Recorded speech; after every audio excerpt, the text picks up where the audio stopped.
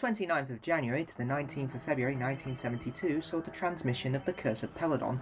The second episode gained the highest viewing figures of the story with 11 million viewers, whilst Part 3 saw the lowest with 7.8 million. In early 1971, writer Brian Hales submitted two story ideas to the bin office, The Brain Dead and The Shape of Terror. Hales' last contribution to the programme had been the trouble The Seeds of Death in late 1968.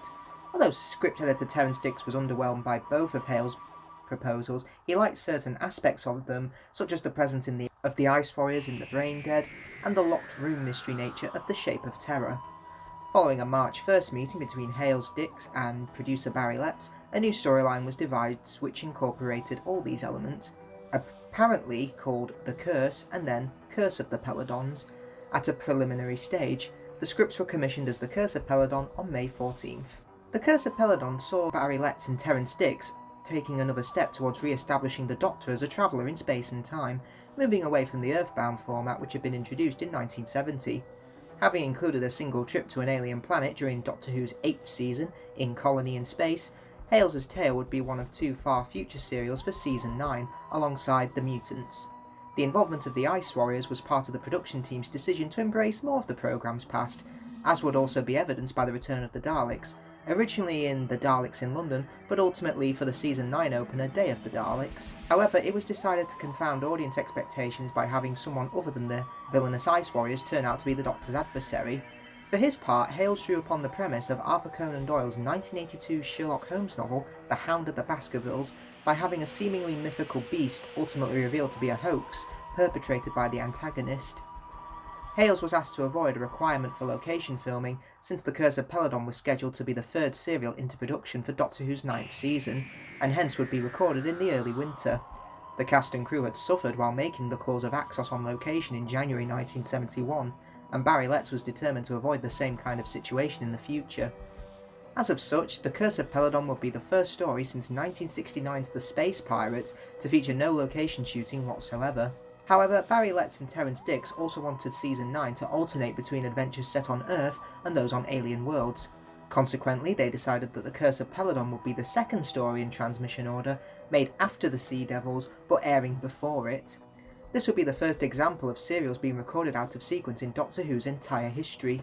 Their studio-bound nature was just one example of the budget-conscious approach Hales was told to apply to his scripts.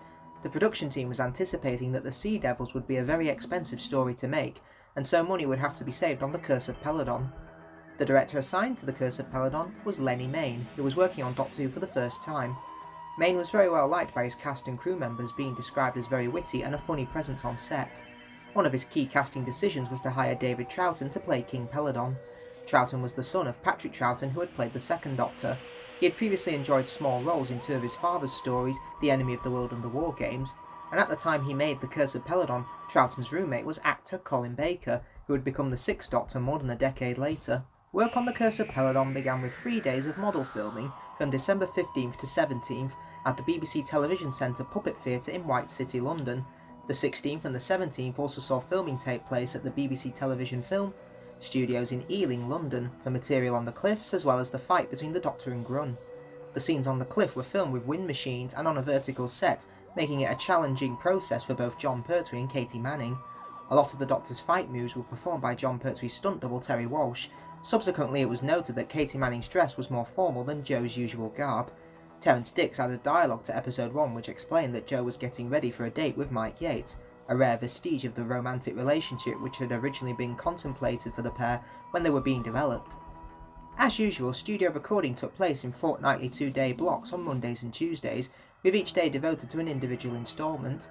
Episode 1 and 2 were taped on January 17th and the 18th.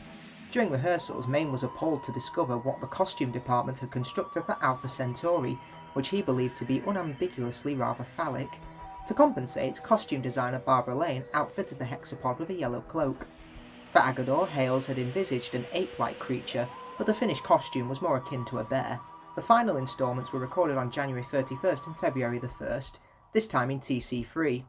As scripted, episode 3 featured the Doctor soothing Aggedor by intoning the Tibetan chant Om Mani Padme Hum. Instead, it was decided to use an extended version of the Venusian nursery rhyme Coklida Partha Menin Klach, introduced in 1971's The Demons. Pertwee sang the nonsense words to the tune of the Christmas carol God Rest Ye Merry Gentlemen. The sound of the Doctor's hypnotic device was created by two oscillators coming together in frequency and then being modulated.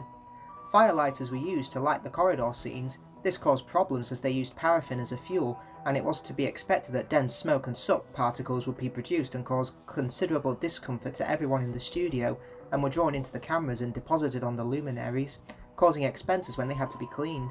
The first two parts of the Curse of Peladon continued to attract the large audiences which had watched Day of the Daleks. With episode 3 on February 12, however, large-scale industrial action caused periodic power outages to affect various areas. As a result, viewing figures were significantly lower for the two instalments, although some regions tried to compensate by prefacing episode 4 on February the 19th with a short summary of episode 3. The same night, the BBC dropped the Disney Parade cartoon short, which had been airing between the news and Doctor Who since the start of the season. The original 625-line video master tapes of the serial were wiped around 1975. In the late 1970s, 52-line NTSC copies were returned to the BBC from Canada. The tape of episode 3 was in very poor condition, and a salvage transfer to 625-line was made in 1982 for a repeat of the story. The NTSC tape was then reported to have been junked. As a result, it was feared that it might not have been possible to make a new reverse standards conversion of the episode. However, the NTS tape of episode 3 had not been lost, but had instead been given to Ian Levine. Levine then lent the tape to the restoration team. After heat treatment, the restored NTSC tape was then used to create a new RSC 625-line videotape digital copy. The planet Peladon, led by its young King Peladon, is on the verge of joining the Galactic Federation. Their delegates are ready to deliberate and take a final vote. High Priest Hepesh is opposed, warning that the Curse of Aggedor, the royal beast of Peladon, will visit doom upon their planet. The TARDIS materialises on the edge of a cliff below the castle. The Third Doctor and Joe barely leave the ship before it tumbles over the edge of the cliff, and they climb to the castle to get help. Peladon asks for Hepesh's support to join the Federation, but Hepesh does not trust the aliens. The Doctor and Joe are discovered by palace guards who take them to the throne room where the delegates are gathered. Alpha Centauri, Arcturus, and Lord Islia and Sorg of the Ice Warriors. The Doctor is mistaken for the delegate from Earth. He introduces Joe as Princess Josephine of TARDIS, a neutral royal observer from Earth. Several unusual accidents affecting the delegates lead the Doctor and Joe to suspect the Ice Warriors. Exploring the tunnels under the palace, the Doctor runs into and flees from the creature known as Aggedor. Entering the Beast Shrine Room, he is discovered by Hepesh. Hepesh accuses the Doctor of sacrilege, who must endure trial by combat, a duel to the death with the royal champion Grun. It's pretty obvious from the start that the Curse of Peladon is reflective of Britain's decision to join the European Union in the early 1970s. There are themes of unity and friendship, but also superstition, faith, and letting go of old traditions to make way for a better future. However, it combines these themes by essentially being a country house murder mystery, but in space. Personally, I think the Third Doctor's strongest stories are his Earthbound adventures, but the Curse of Peladon for me stands as one of his strongest off-world adventures. The Third Doctor has moved on from being the rather patronising action hero that he was in his first two seasons, and has mellowed out to be a more charming adventurer. John Pertwee was able to evolve the character into a more appealing charmer over time, bowing before royalty and being charmed by Joe's abilities off-world. It's a refreshing setup for the Doctor to be wrong about something for the majority of the story when he misjudges the Ice Warriors. It is written completely fair, however, as both him and the audience are aware of what the Ice Warriors are capable of. The clever thing is, the Doctor doesn't see their gentle side throughout the story, Joe and the other characters do, so the Doctor is in his right to misjudge them, but of course he learns his lesson not to be prejudiced, and it's a great learning curve for the Doctor to go on in this serial. We do, however, see the Doctor's gentler side when he approaches Aggedor. He's not scared or expects to be ripped to pieces, he simply sings him a lullaby in one of the very best scenes of his whole era.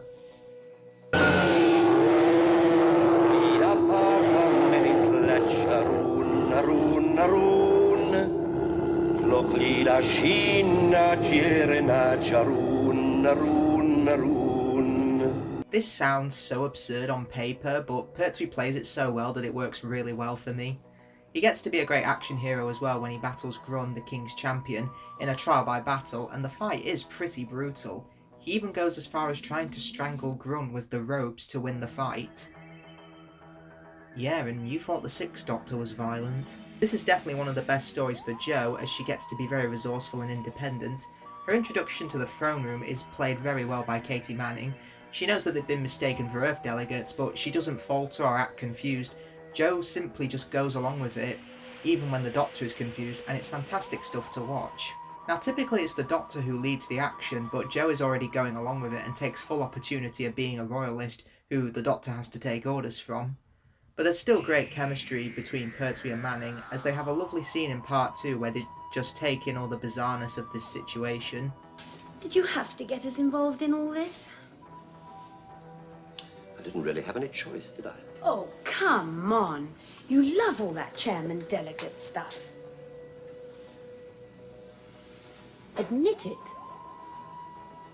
Well, how do you like being a princess? Princess. Like you said, I didn't really have much choice. However, she definitely won't turn her back on how much the Doctor means to her when he's sentenced to death. Jo is also very independent in this story, as she manages to do sleuthing amongst the delegates' rooms to try and solve the mystery. Jo's scenes with the Ice Warriors are also great. She's never encountered them before, but she is willing to listen to them when they tell her the truth about Arcturus' attack. Jo seems to be the only voice of reason in this story, and her romance with King Peladon is pretty well handled. They can both relate to one another as they are both royalty, or at least Peladon thinks they both are, and he was raised to be a king and only thinks what's best for his planet politically rather than on friendship terms. Then speak for me to the Commission. Make them see my case. I see. All you want is a political ally. No, I want you as a friend. No. No. I'm strictly neutral. Jo's presence in this story gives King Peladon more humanity, and it's great stuff to watch. Interestingly enough, I think both Katie Manning and David Troughton dated for a brief period, and David Troughton gives a fantastic performance as King Peladon, and while the character is a bit of a wet pansy at points, he still has plenty of dignity about him, such as when he has to sentence the Doctor to death. Regardless of his feelings, he must carry out his duties as a king, even if it means Jo losing faith in him as the one person who he can speak to on a personal level.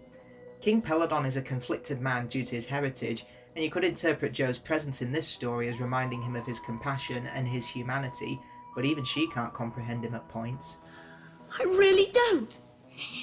1 minute you're condemning the Doctor to death, and the next minute you're proposing to me. Josephine, the matters are completely separate. I had to condemn the Doctor. That was my duty as a king. He tries to be a king and a man, but fails to make these aspects of himself work in conjunction with one another at the start, and it's fascinating stuff to watch. And it's brilliant at the end that he shows mercy to the rebels and Hepesh's troops, and learns to be the better man than Hepesh ever was, for a brighter future on Peladon. You can see why Jo does eventually turn down the king, but I think it's a believable romance the two have, and this story is a fantastic adventure for Jo Grant, and it's no wonder she's one of the programme's most memorable companions. The Curse of Peladon is filled with a memorable collection of green-skinned monsters, the most notable of course being the Ice Warriors, and it's really refreshing how they are not the villain in this story, and I'm amazed at how good Alan Benyon is as Islia, the Ice Lord. His eyes are completely unexpressive and all he has to emote with is his mouth, but he really sells it under all that makeup and adding so much dignity to the character. But the Doctor did say you are a race of warriors. We were once, but now we reject violence. Except in self-defense. This story adds a new dimension to the Ice Warriors. No longer are they intergalactic, thuggish lizards, but a species who was willing to change for the greater good of their own survival. This is a great contrast with characters like Hepesh and Arcturus, who rely on tradition and logic, but don't think about changing for the greater good, as they are too blinded by their own superstition to change, and it costs both of them their lives. Even then, Islia still feels like a fully fledged character, as he does have his own suspicions about the Doctor and Jo's own political ambition, but he is willing to listen to them and show trust when the Doctor saves his life. The idea of an established alien threat being good is a great idea, and it wouldn't surprise me if Stephen Moffat took ideas from this story when creating the Paternoster Gang, a collection of monsters from the Doctor's past who are now his allies. Alpha Centauri is also a great addition to this serial as well. The high-pitched voice matches so well with the comical design, and it never feels out of place. The moment in episode 4 where Centauri takes a vote under protest and accepting zero consequences for it is great, and it begs the question, is it the ultimate politician or is it the ultimate coward? Isan Churchman's vocal performance is on top form, and the character never feels out of place or annoying, and it's great they brought this character back for the story's sequel, and the Empress of Mars in 2017. Arcturus is a really great design as well, a skull head covered in green slime in a machine, and the voice brings so much personality to it as well. Whilst the budget may have strained in bringing these characters to life, the performances are strong enough that you can believe in these monsters. The world of Peladon has definitely had an impact on Doctor Who, and many other fans, including myself, have longed for a third return to this planet, and I think the reason for this is because the world building is handled so effectively in this story. In the very first scene, we immediately get the Chancellor and the High Priest squabbling over the planet's mythology, which suggests a long history and long-standing relationships between these politicians coming to a head. Hepesh, you have already had your say in the Grand Council. The question has been discussed and decided. Decided by you, Thomas, and the fools who support you. You mislead the king. You abandon the ancient ways of our people. Nothing but ignorance and superstition. You will bring the curse of Aggedor upon us. This is a serial that has a lot of ideas going for it, and they are worth exploring. A feudalistic society trying to decide whether it wants to be revolutionised by a more civilised organisation, and questions of whether a myth can be said to be real because the people embrace it and fear it to be right. Does Peladon keep with its old traditions, or embrace its new future? It's exemplified with King Peladon, a man born of parents from two worlds, and struggling to bring his whole heritage together to make a better future. The Doctor even sums up his dilemma very effectively. Will his subjects believe their king or the mythology of Aggedor? And Hepesh on the surface, played by Geoffrey Toons, may be a pompous old bureaucrat like you see in many Pertwee serials, but you do sympathise with where he is coming from. He's filled with superstition and fear about losing Peladon's values, as his religion and belief and faith is his livelihood. There's a fantastic scene in Part 3 where he drops the gruff, pompous persona and has an honest to Aggedor conversation with the Doctor. The Federation's real intent is to help you. No.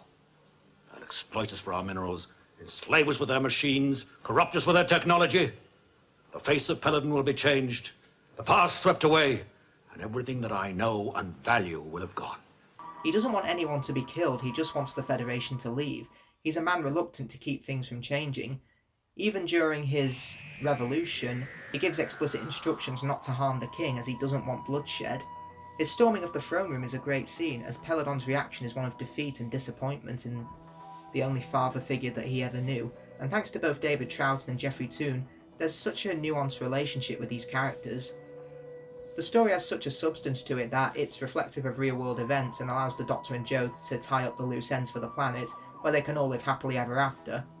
Until the miners' strike, of course. Production-wise, The Curse of Peladon certainly shines, despite being entirely studio-bound. Its budget certainly feels like it is on screen. Colony in Space the previous year looked pretty drab and colourless, despite being the first serial in colour to take us to an alien planet. The lighting in the corridors and tunnels is fantastic. You feel like you're in a hostile planet and adds so much to the murder mystery aspect of the serial. The gothic atmosphere in this story wouldn't be out of place in the Hinchcliffe era of the programme. The model work and the cliff scenes are fantastic as well, and despite only making a brief appearance, it puts the audience into the action immediately and makes a memorable opening. And I like how it's not forgotten about either, as in episode 2 Jo has to go outside again to sneak into the delegates' rooms, and it makes the claustrophobic and isolated feel to the story all the more effective. The costumes all look terrific as well. The Peladonians wear sparkly purple that truly revels in the wackiness of the future, but it gives it a believable medieval feel as well. The Curse of Peladon has a unique atmosphere, capturing a medieval yet futuristic society in its prime. This further extends to the royal colours of the King's Court and the impressive leather combat gear that is worn by Grun and the Guards. The production team really put a lot of effort into making the Citadel a brilliant seat of power in this story. If I did have criticism of this serial, it would be that Part 4 absolutely feels like the weakest part. For example, Arcturus and Hepesh are revealed to be the culprits, and yeah, it does seem pretty obvious that the ugly head in a disco ball was the one behind it all. This is a story about not judging by appearances, so it's a shame that the ugliest and least humanoid looking has to be the villain. However, I can forgive this, as they do set up Arcturus possibly being innocent when they set up the fake attack in episode 2. But anyway, even after Arcturus is killed and we know Hepesh is his accomplice, the story just seems to move and meander until it's time for Hepesh's demise as well, and it feels like the substance and excellent character building is starting to fade here. However, I am glad it's a 4-parter, because if Hepesh was the villain for, say, another 3 episodes, then this story would definitely have been lowered in my rating of it. Regardless, this is just a minor nitpick in terms of plot. And in terms of production, the weakest definitely has to be Aggedor, as he's probably a bit too cuddly. They build him up as their god and a terrifying creature, but sadly the execution just doesn't live up to the legend. However, the concept of even the wildest beast being tamed by a lullaby is still a great concept, and it may have been better if Aggedor was kept in the shadows for the whole story, rather than being displayed in full. To conclude, The Curse of Peladon is a gripping production, with a wonderful Doctor-companion pairing, superb world building, and a memorable collection of green-scaled monsters. The atmosphere is on point throughout, and the characters are all brilliantly written, designed, and performed, and it's so refreshing to be surrounded by different alien species that all contribute to the story with thematic grace. The villain is three-dimensional, it's a massively entertaining murder mystery that is packed to the brim with wonderful political satire. The Curse of Peladon is a thoroughly entertaining serial from start to finish that is an off-world highlight of the Third Doctor era.